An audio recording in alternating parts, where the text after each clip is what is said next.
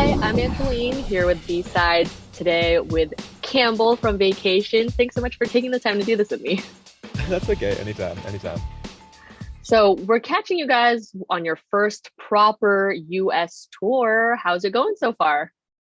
Um, that's such a, it's incredible. It's incredible. It's just like we haven't played shows, let alone headline shows, for about 2, 3 years due to the pandemic, and to finally be playing shows again, particularly on the other side of the world, to fans that have been wanting to see us for years now, and we've been trying to get here for so long too. It's just I'm just, I don't really feel like I can describe it accurately with words. And I think fans can really see that when we perform live. Like when we did our first show at the Roxy in LA, which was sold out, and I just couldn't comprehend that. I couldn't even sing some of the verses or the choruses because I was just smiling too much. Like I was just, or I was just laughing too much. Like it's just, yeah, it's been wonderful so far though. The response has been just incredible. I love that. I love when like you just feel that energy. I'm sure like being in a room full of like people again, performing in front of a live audience has just been refreshing, you know? Yeah, it's been a very wholesome tour. Like everyone's on the same level. Everyone's having a really good time. We all make sure to check in with each other and that everyone's like safe and comfortable. And just do some like jokes and banter back and forth with the crowd, try and get some recommendations for places to go, or talk about, I don't know, ranch dressing or like coffee or just anything. It's really sweet. Well, hopefully you guys are also maybe spending a little time, with the recommendations people are giving you for places, like checking those out too. Well, what's the really nice thing about being in a band is that you get to go to places you probably never would have gone to before. Like I don't think I ever really would have visited Portland, but because we had such limited amount of time there, now I really want to go back just honestly for a holiday because I just enjoyed it so much. Like, There a lot of people who have seen you guys perform live are probably seeing you for the first time because of finding you on TikTok and your viral song Young.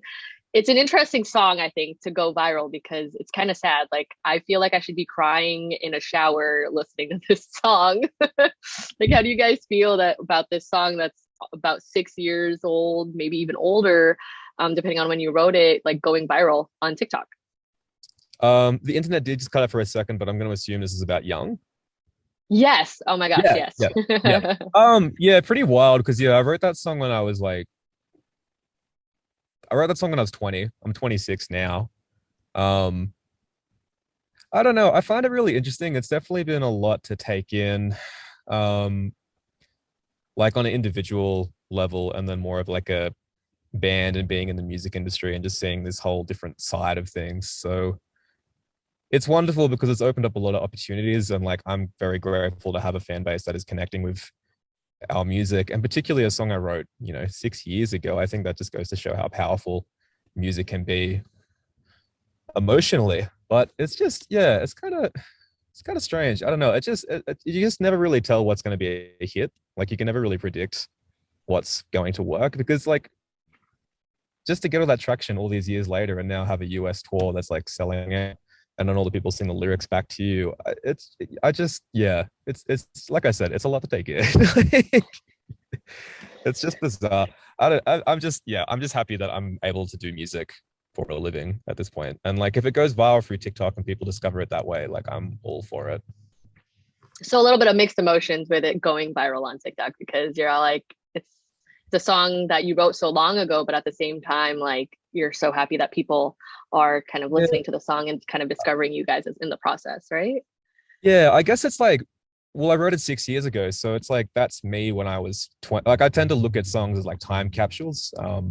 So that really does represent me when I was like 20, 21, not necessarily me now at 26, almost 27. So I find it interesting in that sense, like in an artistic sense, what it represents, what it means. But like again, like if I can perform music and like help people through music, and like people can connect, and we have this community and everyone's enjoying themselves, and that's worth it. Like that's worthwhile. And then the really sweet thing I've noticed is that people are singing like not just Young, like they're singing every single song. So really, like Young has sort of acted as like a door into like our discography, and people are very clearly going back through all the songs and singing it all back and getting really excited. And it's been fun as well because like we put out that album Forever in Bloom back in 2020. Pandemic hit. I was just like, we can't play any of these songs live. We're only now finally playing these songs live like 3 years later because we wrote them back in like 2019. So to see people sing that as well has been really refreshing and just really fun. So yeah, just going viral is weird. Like I just like I didn't get TikTok as well. I've only kind of just got into TikTok and like only just started like posting on TikTok. I felt like that was sort of the first like generational gap because I saw it and I was like, I don't get it. I'm just going to keep using Instagram. But now I sort of get it, and it's just it's very like I feel like TikTok's like a very clear representation of like how the music industry is starting to shift and change as well. So just sort of taking that in mind because like it's great that we've gone viral, but like we've actually gone viral with like a sustainable sort of I don't know, like it's sustainable. I know for like a lot of other artists, they go viral on TikTok and then they just crash like immediately. But like the weird thing for us, and I guess maybe this is why it is weird, is that people keep like more and more people like every week keep listening to our music. And I guess it's sort of this like, why is this happening? Like it's just yeah. I'm sure a lot of people feel like they can relate to you guys, your band, your guys' music, and your latest album. And like like you said, you guys released Forever in Bloom in 2020. Was it a little bittersweet to have released that during such like a crazy year and not getting to perform it until more recently? I'm really glad we just released it because I know a lot of my friends just like had to delay music, have to like put things off. I'm glad we just sort of like got it out there and got it done. Because then it's like you don't have to keep thinking about it, and then it's like we can start thinking about new music, new ideas, which has been really good about this trip because it's been quite inspiring to get new ideas for new music. So I'm really like I am enjoying these shows, but I'm also really keen to get back home and just start writing new material, whatever that could be. I have no idea at this point. Like it could sound like anything, but Do you guys have any plans for new music? I know right now you're on tour, maybe you're getting a little inspired and writing on the road, but is yeah, there anything back pocket? um sort of and not really. Like I because we released that album during the pandemic, like the last thing I wanted to do was actually work on more Vacations music. I was like, I need a change of scenery, so I'll go do something else. So I started getting into production and songwriting for friends, and that's actually been going really well. I really enjoy doing it. So I've been working on like EPs and singles for friends and meeting new people that way. But just before we flew over, I did start kind of getting back into writing for Vacations, but kind of, I don't think I'll explain this.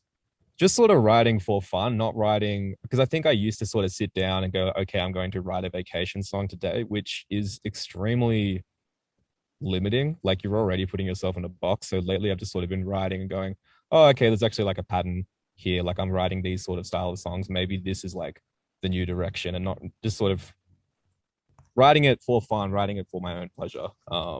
Which is good because it's led to two very different kind of sounds. So I'm sort of working on an EP idea, sort of working on an album idea at the same time. One's a bit more like synths and like more fun and dancey. The other's like more like acoustic guitars and pianos and like trumpets and very like kind of Beach Boys. So just very different. I don't like doing the same thing twice if I can't help it. Like, because I know a lot of people will be like, "Oh, are you gonna write anything like vibes or changes, or are you gonna like do Forever in Bloom again?" That's not gonna happen. Unfortunately, it's always gonna be something a little bit different. Maybe like some flavors from past releases, but I always want to try and just do something different. Otherwise, it's kind of like, why would I? Sort of like, what's the point? Does that makes sense. Like, It makes sense, totally. Like, I mean, you gotta, it's always great to like see bands like grow and like try different sounds and mm, explore new directions. So, I mean, I can't wait to hear whether that's the EP or a new album. I can't wait to hear what you guys uh, come out with next. well, that's my like I get a million ideas every day. That's the current idea because I'm like, if I have two different releases I can work towards, then at least I can like bounce back and forth. I'm not just because albums are just like that. albums are such a big thing to write for. It's like such a mammoth of a task, and you've got like a whole team around you, and you have like this big release plan. Got to have film clips, got to have merch, got to plan the big tour. It's like great to think about maybe doing a smaller release and then like in the future a larger release, like just like test some ideas out. Like that's where my head's at the moment. This could all change the next day. So Well, regardless, I can't wait to hear what you guys come out with next. Whether, yeah, yeah, okay. Well, thanks so much for hanging out with me today, Campbell. yeah, no worries. Yeah, it's been nice.